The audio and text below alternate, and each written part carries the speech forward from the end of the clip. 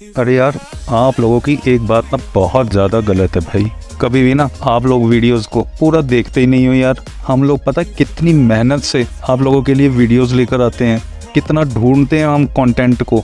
बहुत समय लगता है यार हमें एक वीडियो बनाने में, और उसकी ऐसी नॉलेज कि आप एक एक चीज़ गूगल पे सर्च करके चेक कर सकते हो कि कितना सच बता रहे हैं हम लोग आपको।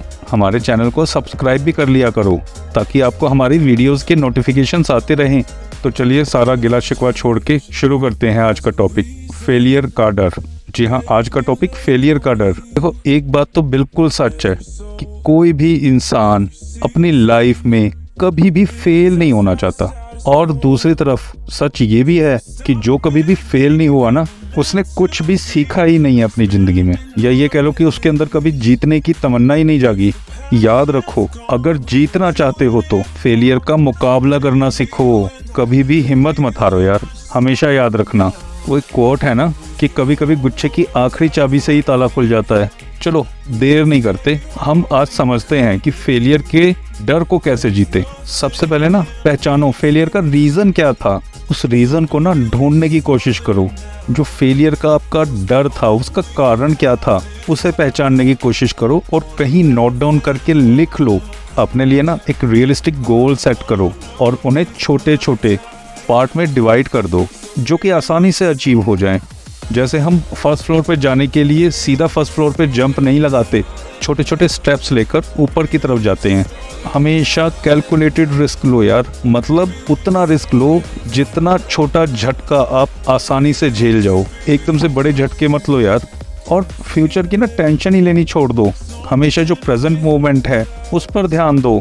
और टेंशन को कम करने के लिए ना अपने आप को माइंडफुलनेस या ध्यान, योगा, इन चीज़ों की प्रैक्टिस करो जिसमें आपको खुशी मिलती हो। और ये बात ना मैं हमेशा से कहता हूँ, बहुत वीडियोस में बोले यार कि अपने आप को सपोर्टिव लोगों के साथ घेर लो यार। आपका जो पिछला फेलियर था उससे सीखो, बहुत कुछ मिलेगा अगर आप उसको एनालाइज करोगे तो। और आगे जो प्रोजेक्ट कर रहे हो ना, उन्हें अपॉर्चुनिटीज के रूप में यूज करो। जो तुम्हारी पुरानी गलतियां हुई थी ना, उन्हें इन नए प्रोजेक्ट में अपॉर्चुनिटीज के रूप में यूज करो यार।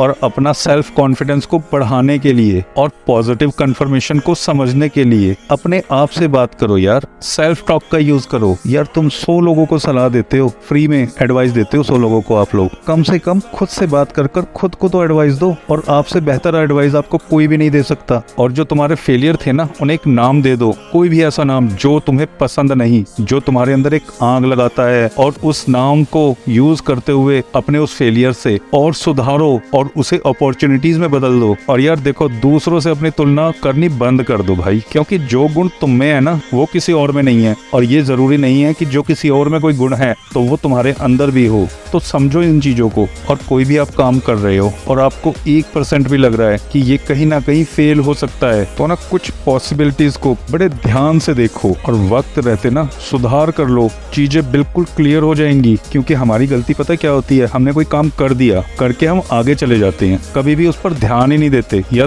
एनालाइज नहीं करते उन चीजों को। फिर यार ये बात भी मैंने बहुत बार कही है, अपनी काफी वीडियोस में कही है कि अपने अंदर एक डेवलप माइंडसेट को पैदा कर लो। अगर तुम्हें नहीं समझ आ रहा ना कैसे करना है, तो A+ माइंडसेट मेरा एक वीडियो है, वो देख लो आप। और यार और भी बहुत कुछ है जो मैंने अपनी पुरानी वीडियोस में आपको बताया है डर से संबंधित। मैं प्लेलिस्ट ऐड कर रहा हूँ। अगर आपको लगे पॉजिटिविटी थी मेरी वीडियो में, तो यार आई बटन पे क्लिक करके जो आपको समझ आए, जो आपको पसंद है प्लेलिस्ट में से, वो वीडियो जरूर देख लेना। और कल ही मैंने एक वीडियो डाली है नौकरी का डर, और A+ माइंडसेट के बारे में मैं ऑलरेडी आप लोगों को बता चुका हूँ। अगली मेरी वीडियो पता है क्या होगी, डर को कैसे डराया जाए। आज तक डर ने हमें डराया है ना, अगली वीडियो में हम ये बताएंगे कि हम डर को कैसे डराएंगे।